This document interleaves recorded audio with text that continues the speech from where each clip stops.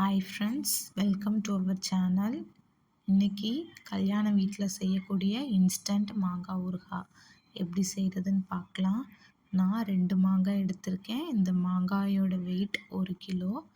மாங்காயை இந்த அளவுக்கு சின்ன சின்னமாக கட் பண்ணிக்கோங்க.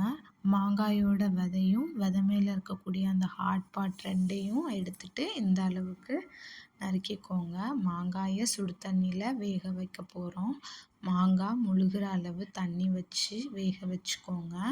கலர் இந்த மாதிரி சேஞ்ச் ஆனதுக்கப்புறம் ஸ்டவ் ஆஃப் பண்ணி வேறு ஒரு பிளேட்டுக்கு மாற்றிடுங்க. மாங்காயை சுடு தண்ணியில் வேகிறப்போ உப்பு போட்டு வேக வச்சு எடுத்துக்கோங்க தேவையான அளவு.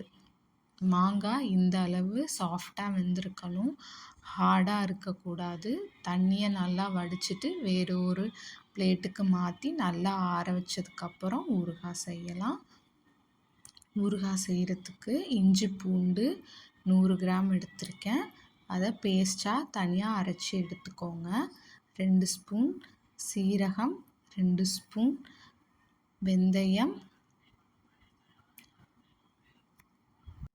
கட்டி பெருங்காயம், இது 3ஐயும் வறுத்து பவுடர் பண்ணிக்கோங்க. ஊறுகாய் தாளிக்கிறதுக்கு ஒரு கடாயில் 250 ml நல்லெண்ணெய் விட்டுக்கோங்க. எண்ணெய் நல்லா காஞ்சதும் 2 ஸ்பூன் கடுகு சேர்த்துக்கோங்க.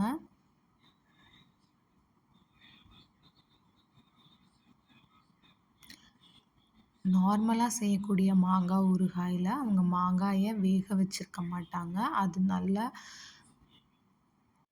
ரொம்ப நாள் கெடாமல் இருக்கும். இந்த ஊறுகாய் இன்ஸ்டன்ட் ஊறுகாய் தண்ணியில் போட்டு நம்ம மாங்காவை விற்கிறதுனால வெளியில் வச்சிங்கன்னா 1 வீக் வரும். ஃப்ரிட்ஜில் வச்சு 1 மந்த் வரை நீங்கள் யூஸ் பண்ணிக்கலாம்.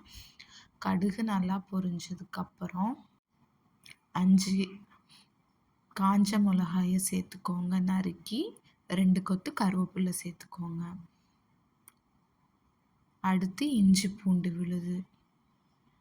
இஞ்சி பூண்டு விழுதோட பச்சை வாசம் போனதுக்கப்புறம் மாங்காயை கொஞ்சம் கொஞ்சமாக சேர்த்துக்கலாம். ஊறுகாய் செய்கிறப்போ நம்ம ஸ்டவ்வை சிம்மில் வச்சு தான் செய்யணும். ஹை ஃப்ளேமில் வச்சு செய்யக்கூடாது. சிம்மில் வச்சு 20 நிமிஷத்துலேருந்து 30 நிமிஷம் வரை கலந்து விட்டுக்கிட்டு இருங்க.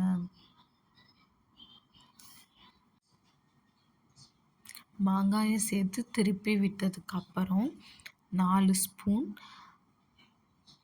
தனி மிளகாய் தூள் சேர்த்துக்கோங்க. அப்புறம் வறுத்து பொடி பண்ண 2 ஸ்பூன் வெந்தயம், 2 ஸ்பூன் ஜீரகம், கட்டி பெருங்காயத்தூள் சேர்த்துக்கோங்க. உங்ககிட்ட தூள் பெருங்காயம் இருந்துச்சுன்னா அதை கூட நீங்கள் சேர்த்துக்கலாம்.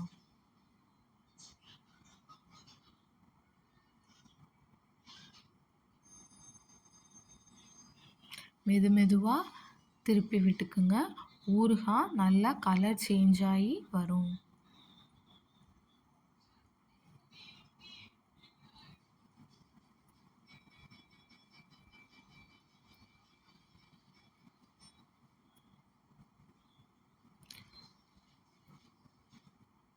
ஊறுகாயை கலந்து விட்டுக்கிட்டு இருக்கப்போ இடையில ஊறுகாய்க்கு 200 கிராம் வெல்லம் சேர்த்துக்கோங்க.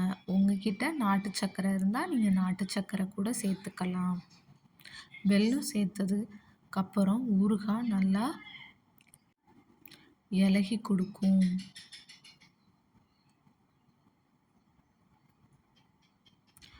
ஊறுகாய் நல்லா கலர் சேஞ்ச் ஆகிற வரை நம்ம கொஞ்சம் கொஞ்சமாக ஊறுகாயை அடிப்பிடிக்காமல் திருப்பி வேக வச்சுக்கலாம். பாருங்கள், நல்லா எண்ணெய் பிரிஞ்சு கலர் சேஞ்ச் ஆகிருக்கு. இந்த பதத்தில் நம்ம ஸ்டவ்வை ஆஃப் பண்ணிக்கலாம்.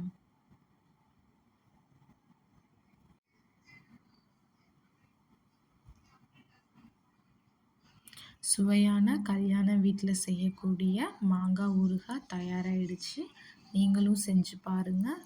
செஞ்சு டேஸ்ட் எப்படி இருந்துச்சுன்னு கமெண்ட்ஸில் சொல்லுங்கள். தேங்க்ஸ் ஃபார் வாட்சிங்.